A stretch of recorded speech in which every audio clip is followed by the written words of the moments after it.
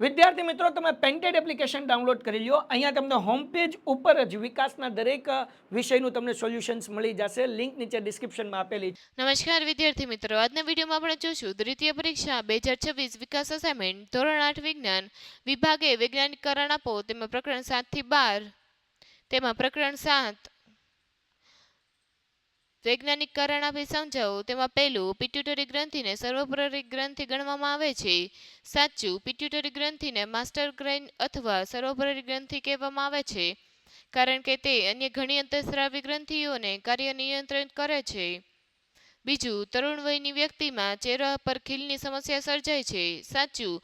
તરુણાવસ્થા દરમિયાન શરીરમાં થતા અંતઃસ્રાવી ફેરફારો જેમ કે સેપ્સેયુર ગ્રંથિનું વધુ સક્રિય થવું ને કારણે ચહેરા પર ખીલની સમસ્યા સામાન્ય રીતે જોવા મળે છે. ત્યારબાદ ત્રીજો સવાલ, દેડકામાં થાઇરોઇડ ગ્રંથિ વિશેષ મહત્વ ધરાવે છે. સાચું. દેડકામાં થાઇરોઇડ ગ્રંથિમાંથી સ્રવતા થાઇરોક્સિન અંતઃસ્રાવ ડિંભ માંથી પુખ્ત દેડકામાં રૂપાંતરિતની પ્રક્રિયા માટે અત્યંત મહત્વપૂર્ણ છે.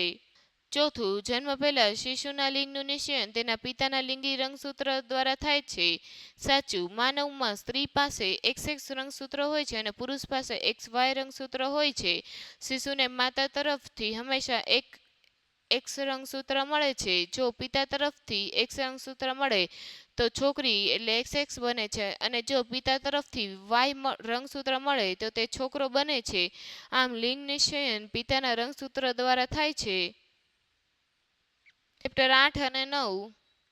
પહેલો સવાલ, રમતવીરો ખીલીઓવાળા બૂટ પહેરે છે. તેનો જવાબ છે ઘર્ષણ બળ વધારવા માટે. ખીલીઓ જમીન સાથે સારો સંપર્ક બનાવે છે જે ઘર્ષણ બળ વધારે છે. આનાથી રમતવીરોને દોડતી વખતે કે રમતી વખતે વધુ સારી પકડ મળે છે અને લપસી પડતા અટકાવે છે. ત્યારબાદ બીજો સવાલ, લાકડાના પાટિયામાં ખીલીને તેના અણીદાર છેડા પાસેથી ઠોકવામાં આવે છે. તેનો જવાબ છે દબાણ વધારવા. અણીદાર છેડાનું ક્ષેત્રફળ ખૂબ ઓછું હોય છે.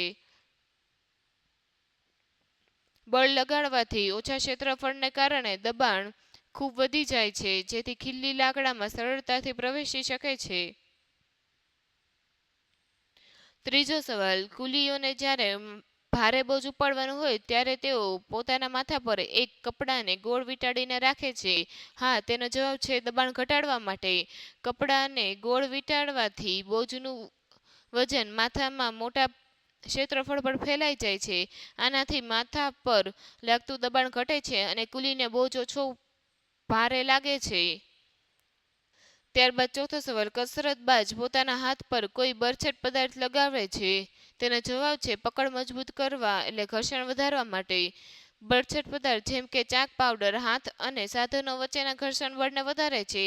આનાથી કસરતબાજની પકડ મજબૂત બને છે અને સાધનો હાથમાંથી લપસી પડતા નથી. ત્યારબાદ પાંચમો સવાલ, વાહનોના ટાયરો ખાંચાવાળા હોય છે. તેનો જવાબ છે ઘર્ષણ બળ વધારવા. વાહનોના ટાયરો અને રસ્તા વચ્ચે ઘર્ષણ બળ વધારવા માટે ટાયરો ખાંચાવાળા એટલે ખરબચડા હોય છે. આ વધેલું ઘર્ષણ વાહનને રસ્તા પર સારી પકડ આપે છે જેથી વાહન લપસી ન જાય અને સલામત રીતે ચાલી શકે, ખાસ કરીને ભીના રસ્તા પર કે બ્રેક મારતી વખતે. ત્યારબાદ છઠ્ઠો સવાલ, ક્રિકેટ બેટનું હેન્ડલ ખરબચડું રાખવામાં આવે છે. તેનો જવાબ છે પકડ મજબૂત કરવા માટે. ક્રિકેટ બેટનું હેન્ડલ ખરબચડું રાખવાથી ખેલાડીને બેટ પકડવામાં સરળતા રહે છે અને પકડ મજબૂત બને છે. ઘર્ષણ વધારવાથી બેટ હાથમાંથી લપસી જતું નથી, જે રમત દરમિયાન ખૂબ જ મહત્વનું છે. ત્યારબાદ સાતમો સવાલ, સુટકેસ અને અન્ય ભારે સામાન સાથે પૈડા લગાડેલા હોય છે. તેનો જવાબ છે ઘર્ષણ બળ ઘટાડવા. સુટકેસ અને અન્ય ભારે સામાન સાથે પૈડા લગાવવાથી સપાટી અને સામાન વચ્ચેનું ઘર્ષણ બળ ઘટી જાય છે. સરકાવવાને બદલે ગબડાવવાથી બળ ઓછું લગાડવું પડે છે જેથી ભારે સામાનને ખેંચવો કે ખસેડવો ખૂબ જ સરળ બની જાય છે. ત્યારબાદ ચેપ્ટર 10 થી 12.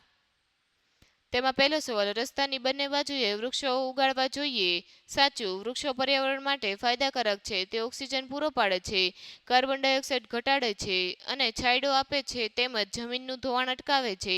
તેથી રસ્તાની બંને બાજુએ વૃક્ષો ઉગાડવા જોઈએ. ત્યારબાદ બીજું, શૂન્ય અવકાશમાં ધ્વનિ પ્રસરણ પામતો નથી. સાચું. ધ્વનિના પ્રસરણ માટે માધ્યમ એટલે ધન પ્રવાહી કે વાયુ જરૂરી છે. શૂન્ય અવકાશમાં કોઈ પણ માધ્યમ ન હોવાથી ધ્વનિ ત્યાં પ્રસરણ પામી શકતો નથી. ત્યારબાદ ત્રીજો સવાલ, ઇલેક્ટ્રિશિયન ઇલેક્ટ્રિકનું કામ કરતી વખતે રબરના બનેલા સ્લીપર પહેરે છે. સાચું.